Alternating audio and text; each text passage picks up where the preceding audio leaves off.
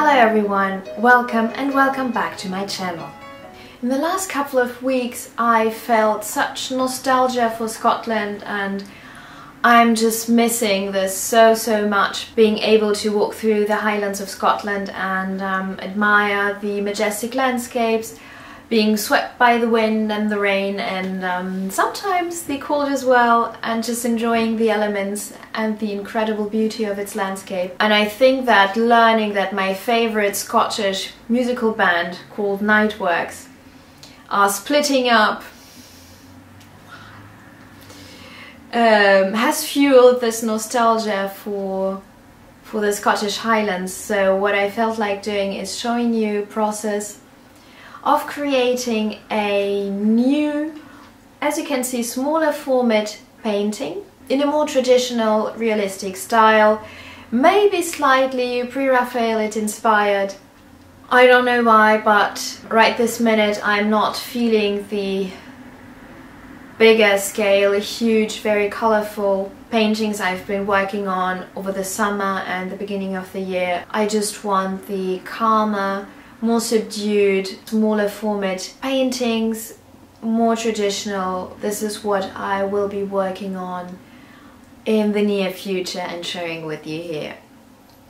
I felt incredibly inspired by a series of photographs shot by Kristy Ashton, who is an incredible photographer based in Scotland. I believe she's originally from Australia and moved there at one point. I've been following her work for years now and I will of course leave the link in the description. Her work is absolutely stunning and already has such a painterly quality to it that I absolutely appreciate. And often she teams up with people who are really inspired by the Scottish landscapes as well. So this time she shot a portrait of Stephen Wardlow and Courtney from The Fox and the Ivy, and the result was of course absolutely magical. I must say what I'm seeing is such an emulation of creativity when different, content creators, photographer, influencers work together and they do have the same source of inspiration and maybe a very similar style, and when they do come together it really creates such a great energy and this results in some absolutely stunning works. I'm loving this collective creation and collective creativity that is happening here. And when looking at this photograph or at this series, I just felt like it was already so incredibly romantical and Pre-Raphaelite that this would lend itself really well to do some great little paintings. I think this might work even better in a big format, something on a bigger scale like what the Preraphaelites did, but I'm not into that this minute, so I will be working on a small canvas like this. As you can see, I've already done the very first layer of the underground painting, so I have the basic values already down, and this will give me a great base to work on. As you know, I don't consider the underpainting being a very interesting part of the process. It is a very important one because this will literally be your guide throughout the painting, but I'm pretty much never filming this for you guys anymore because you know the drill, and this is just the rough part of the work, so I rather prefer you tune in now when I will be laying down the colors and up to the finishing point of this small painting. As to the challenges that I might imagine in this photograph, let me think.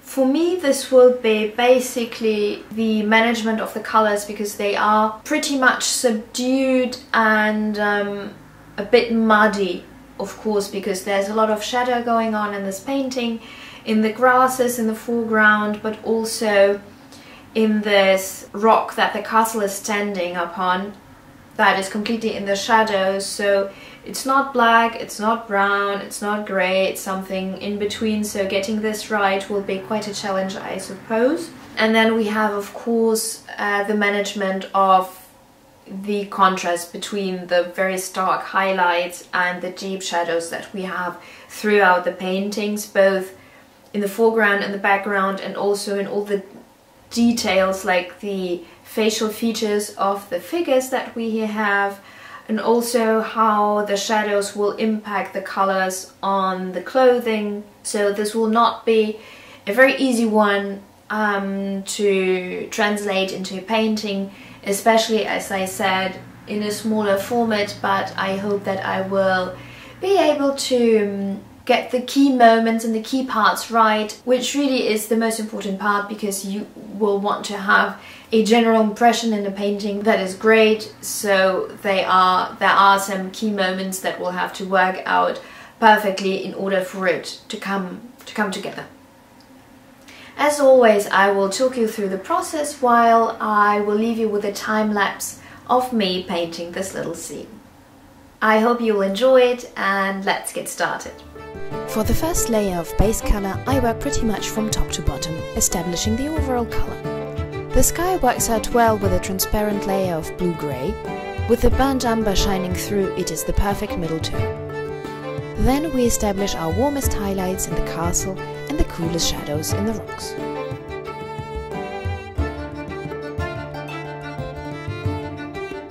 Finally, I touch up the figures.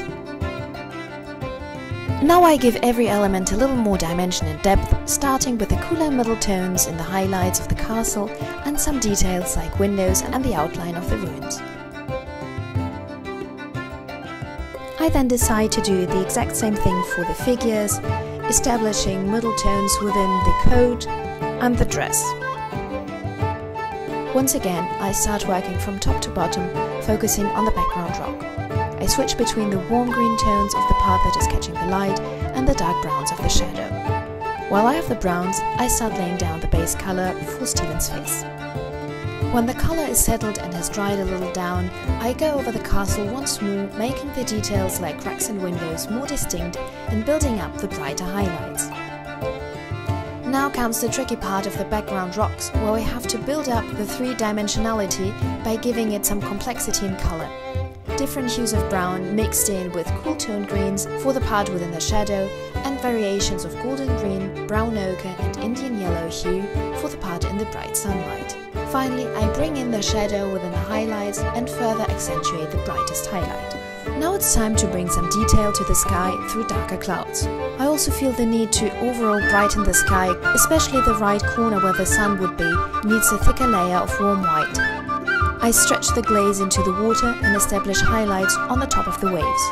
Now we still need to feather out the yellow glaze in the top corner, all the while giving it some opacity. When gazing into the sun, you wouldn't of course see any details, and we need to replicate this feeling here. Next, I work on the detail in Stephen's hair, bringing in deeper shadows and brighter highlights. The same goes for the facial features and the beard. The warm bright sunlight necessarily brings out some orange hues.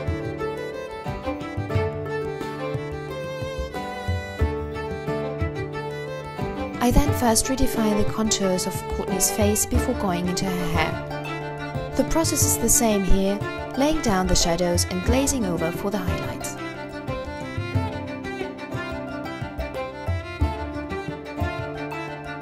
I move over to the clothes, as always, starting with the darkest color and then working my way into the highlights.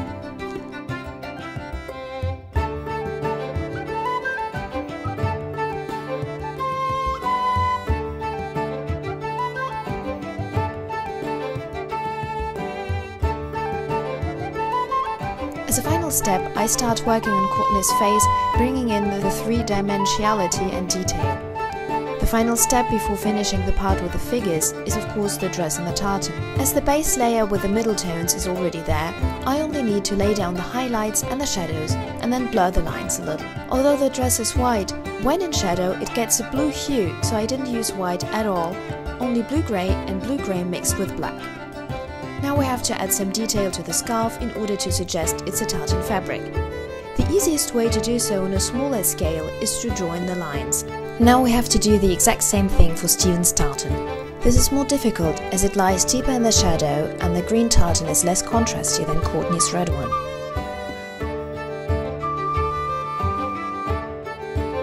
The knee is a tricky part because the cool tone deep shadow forces us to abandon typical flesh colors and go for deep purples, blue greys and warm greys. I'm still not satisfied with the tartan coat and try to bring out some details through small variations of color to suggest a pattern design.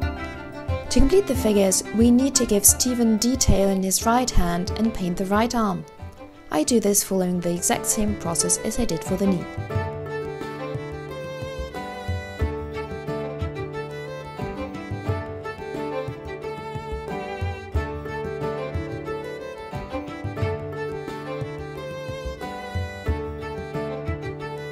When I'm done with the figures, I feel like the contrast is not strong enough between them and the background. I therefore reinforce the shadows on the right bottom part of the rock, adding in different hues of cool tone greens. The same goes for the left part of the background. Now I need to bring it all together and add some transitional colors in the background to make it more harmonious on the whole. We have now finally arrived at the bottom of the painting. The shadow is quite opaque here and there is nearly no detail in most of it. Some grasses catching the light are peeking through though, so I glaze over the black in a transparent layer to avoid them looking too bright. Because of the opaque black, even the smallest quantity of a brighter color makes it look too contrasty. I therefore have to still go over the contours with a very dark green to lessen this effect. I also had some grasses in the foreground that cover Courtney's dress. Finally, to give the grasses more depth, I add some highlights on the parts that most catch the light. This really gives the feeling of low sunbeams falling into the grass that is otherwise completely in the shadows. At this point I feel like the sea is looking too flat. I therefore add some contrast and also accentuate the flare of the sun, still looking too dull and too cool. I bring in some yellow glaze and use a dense brush to drag the glaze over the sky and a large flat brush to create some distinct sunbeams.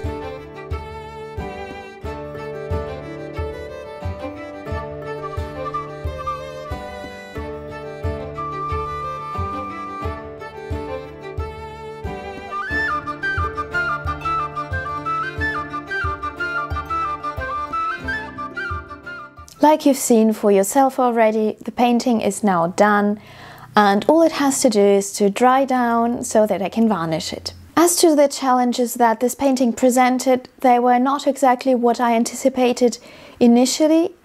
I told you that the biggest difficulty here will probably be the highlights versus the shadows, and while this is true, it has not that much been an issue of value but of color. As you might have noticed, we have here quite an extreme example of quite bluish, cold undertone shadows and really warm golden highlights. So getting this exact contrast right was a little bit of a challenge, especially maybe at the point where both of them come together. So at the border between the shadow and the highlight. So for instance, this part of the rock in the background that is still in shadow while we have the sun streaming in like here and hitting the hill. So this part where the shadow is starting to be illuminated and becomes a highlight was a bit difficult to manage. But what I have initially told you is true as well. It was not really easy to get all the undertones and color differences in the shadows. So if you look closely, and I hope that the camera picked it up when I inserted some close-up of the painting, you have a lot of different dark colors that make up the shadow area. So it's not just a block of black or dark gray or something like that, or it's not as much that maybe in the foreground but not at all in the background where you have the castle standing on the hillside. You have different types of browns, like warmer browns but also ochres, a colder greenish hue, more grayish neutral areas, I guess, where you can see the rock, the type of really white rock that is coming through. On the right side it gets even more complicated because you have the profile of the hill where it gets nearly brownish red because it's illuminated from the back and the sunbeams are hitting the rock when it comes round on the other side, so you can see like a little bit of a gleam around it.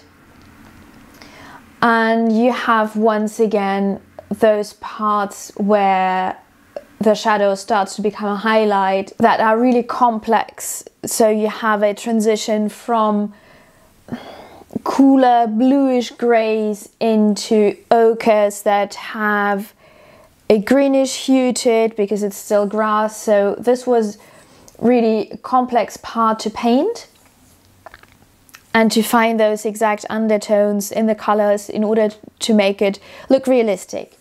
The same goes for the skin tones. So you have obviously parts that are quite warm because they are in this bright sunrise light. So really orange hued or white because nearly blown out from the sunlight. And then parts that are completely in the shadows and are so very, very cool toned.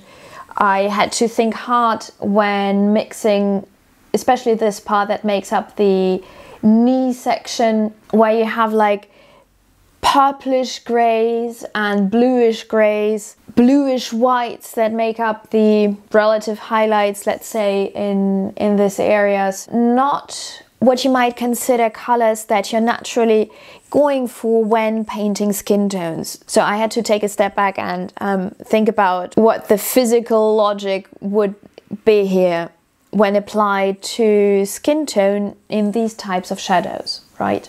I hope I got just enough details in the tartan scarf and the tartan coat in order to suggest that this was tartan, but personally I find it very difficult to push it any further than that when we are in these types of formats that are really very small, and I do believe you need to be more like a miniature specialist in order to get this just precisely right. I, however, not being a miniaturist, am still pleased about how it turned out. I think the overall look and feel of this painting is consistent with the photograph that was the base for it. Now the last thing that I wanted to mention maybe was this glaring sun in the corner. So as you might have seen in the time lapse, I had to go over it once again when everything else was finished in order to like redefine the color values, because I felt like everything was a little bit too dark, and if we have such extreme contrast between the highlights and the shadows, we do need to bring that sun out more than I initially did when starting to paint it. And what I did was also a mixture of two different types of white. I first started with something that was fairly yellow because you had this really warm type of sunrise, and I glazed over the upper part of the sea as well as the right part of the sky in order to establish this type of tint in the water and in the sky. And then I blocked out this part of the painting with really opaque white in order to this be the brightest part that is so bright that it doesn't even have a hue. And yeah, then I dragged a little bit of it across the water in order to establish these kinds of what you call God's ray. When the sun breaks through the clouds, you have those rays of sunlight. And I reinforced also the parts of the hill that are getting not only the sunlight but also the tint, the really warmish tint. So I reglazed with a layer of bright orange in order for it to really pop. As I've told you, I'm pretty happy with the result. I hope you are as well, and you liked watching it and that it was useful and maybe inspiring to you. Thank you so much for watching, and as always, I hope to see you in my next video that will be out very soon this week. Have a lovely morning, afternoon or evening, wherever you are. Cheers!